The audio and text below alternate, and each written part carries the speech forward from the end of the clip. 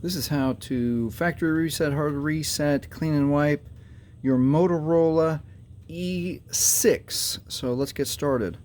We're going to hold volume down and power at the same time. 1, 2, 3, go. And it just takes a few seconds for this initial menu to come up. We're going to use the volume keys to find recovery mode right there. And now we're going to touch power for OK. And it's going to take a few moments to bring up the Fallen Android No Command screen. From this screen, we're going to hold power and then quick touch volume up. Hold power, quick touch volume up. That brings us to the Android recovery menu.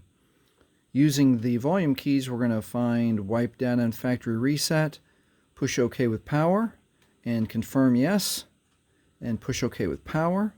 And one more confirmation, user data and personalized content, push OK.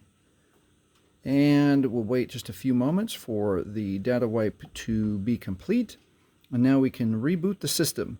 And that is how you factory reset, hard reset, clean and wipe the Motorola Moto E6. If this has helped you, please like, please subscribe. Thank you for watching.